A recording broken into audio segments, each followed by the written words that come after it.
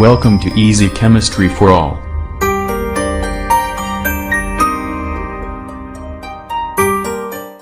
अस्सलाम वालेकुम स्टूडेंट्स, आज का हमारा टॉपिक है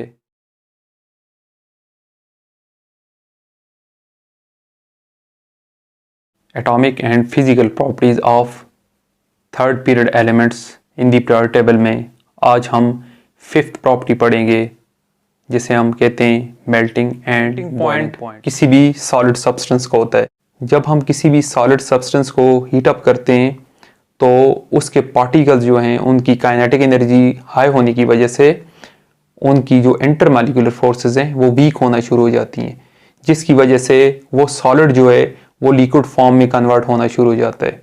और जिस टेम्परेचर पर कोई भी सॉलिड सब्सटेंस लिक्विड फॉर्म में कन्वर्ट होना स्टार्ट हो जाए, उस टेम्परेचर को उस सॉलिड का हम मेल्टिंग पॉइंट कहते हैं। किस तरह?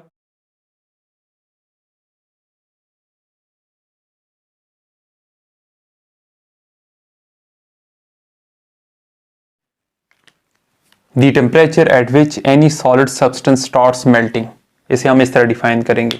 दूसरा हमारे पास आ जाता है बॉइलिंग पॉइंट। बॉइलिंग पॉइंट हमें पता है ये किसी भी लिक्विड सब्सटेंस का होता है। लिक्विड सब्सटेंस में जो इंटरमॉलिक्यूलर फोर्सेस होती हैं बिटवीन दी पार्टिकल्स वो सॉलिड सब्सटेंस के मुकाबले में कम होती हैं। अब जब हम लिक्विड सब्सटेंस को हीट अप करते हैं तो उसके पार्टिकल्स की काइनेटिक एनर्जी हाई होने की वजह से उसके पार्टिकल्स एक दूसरे से दूर हो जाते हैं, मतलब उनमें जो इंटरमॉलिक्यूलर फोर्सेस जो वीक पाई जाती हैं वो टूट जाती हैं, ब्रेक डाउन हो जाती हैं उनकी, तो वो गैसियस फॉर्म में कन्वर्ट हो जाते हैं। तो उस टेम्परेचर को जिस पर कोई भी लिक्विड सब्सटेंस लिक्विड स्टेट से गैसियस स्टेट में कन्वर्ट हो जाए, उस टेम्परेचर को हम उस लिक्विड का बॉइलिंग पॉइंट कहते हैं।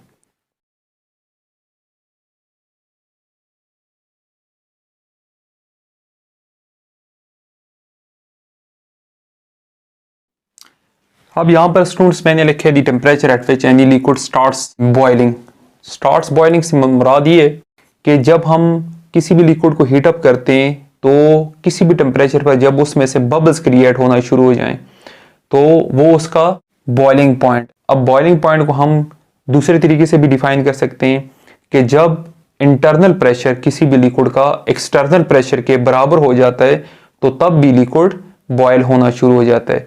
तो उस टेम्परेचर को जिस पर दोनों प्रेशर इंटरनल और एक्सटर्नल बराबर हो जाते हैं वो उसका बॉइलिंग पॉइंट होता है।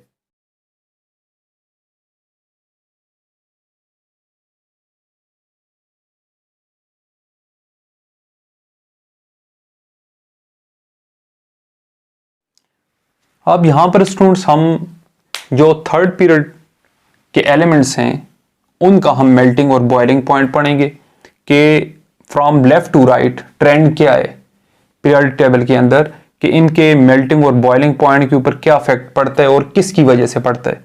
अब यहां पर मैंने टेबल बनाया हुआ नीचे। मेल्टिंग पॉइंट जो है वो रेड बार्स जो आपको दिखाई दे रहे हैं वो मेल्टिंग पॉइंट को रिप्रेजेंट कर रहे हैं और जो ब्लू बार्स हैं रिप्रेजेंट कर रहे हैं बॉइलिंग पॉइंट को।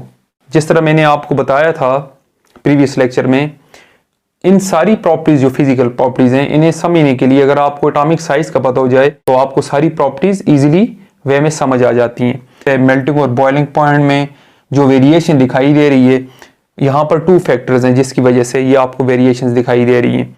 इनके एटॉमिक साइजेस और इन एटम्स के दरमियान जो बाइंडिंग फोर्सेज हैं, ये 2 जो फैक्टर्स अफेक्ट करते हैं इनके मेल्टिंग और बॉइलिंग पॉइंट के ऊपर।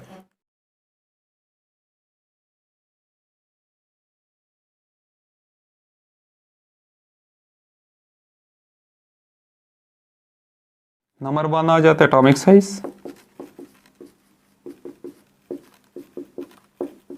नंबर 2 आ जाता है बाइंडिंग फोर्सेस। अब सबसे पहले हम एटॉमिक साइज को देखते हैं। अब पीरियड के अंदर, थर्ड पीरियड के अंदर अगर हम देखें फ्रॉम लेफ्ट टू राइट जाएं तो एटॉमिक साइज क्या होता है, मैंने आपको प्रीवियस लेक्चर में बताया था, डिक्रीज होता है, क्योंकि जो एडिशन होती है शेल्स की वो नहीं होती, लेकिन नंबर ऑफ जो इलेक्ट्रॉन्स और प्रोटॉन्स हैं वो ज्यादा होते हैं, जिसकी वजह से उनमें फोर्स ऑफ अट्रैक्शन स्ट्रांग होती है और atomic size left to right decrease होना शुरू हो जाता है। तो अगर हम देखें फ्रॉम लेफ्ट टू राइट तो एटॉमिक साइज क्या होगा, डिक्रीज होगा।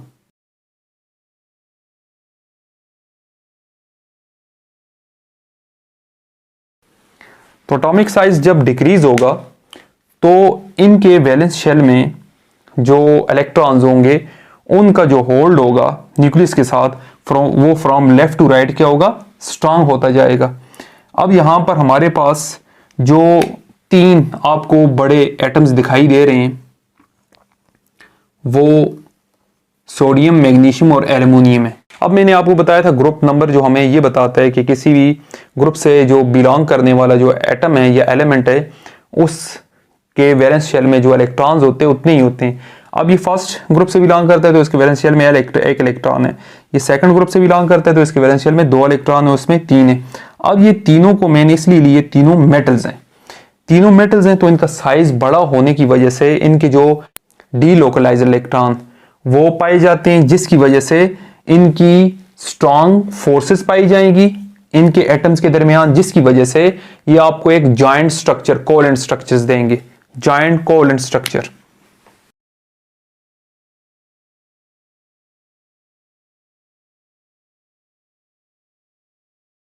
इस वजह से इनका जो मेल्टिंग और बॉइलिंग पॉइंट है वो आपको दिखाई दे रहा है, सोडियम का, मैग्नीशियम का और एल्युमिनियम का ये ज्यादा है। अब हम उसके बाद देखते हैं, ये तो समझ में आ गई हमें बात, सिलिकॉन को देखते हैं। सिलिकॉन का जो मेल्टिंग और बॉइलिंग पॉइंट है वो एल्युमिनियम के मुकाबले में थोड़ा सा कम है। अब यहां पर जो सिलिकॉन है इसकी भी जायंट कोवैलेंट स्ट्रक्चर होती है, लेकिन ये मैंने आपको प्रीवियस लेक्चर में बताया था ये नॉन मेटल है और ये सेमीकंडक्टर है, मतलब इसमें भी इलेक्ट्रॉन फ्री पाए जाते हैं लेकिन बहुत कम होते हैं, जिसकी वजह से ये प्रॉपरली कंडक्शन इलेक्ट्रिसिटी की नहीं कर सकता। मतलब इसकी भी जॉइंट स्ट्रक्चर पाई जाती है, जॉइंट स्ट्रक्चर।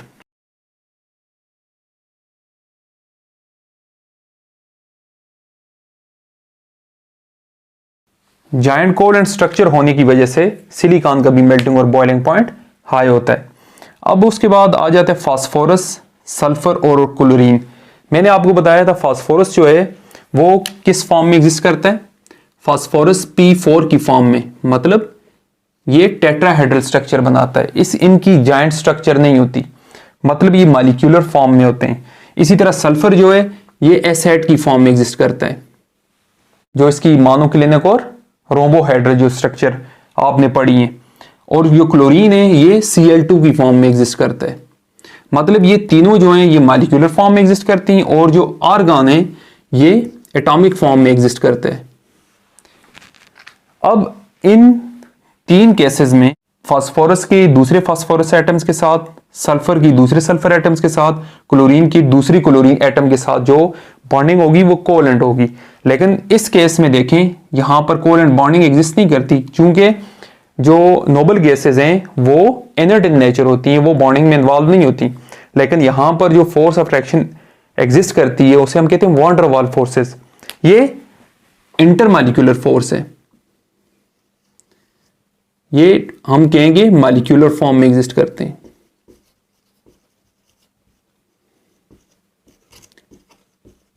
और यहां पर जो फोर्स ऑफ अट्रैक्शन पाई जाएगी वो वॉन डर वाल फोर्सेस है, वॉन डर वाल फोर्सेस।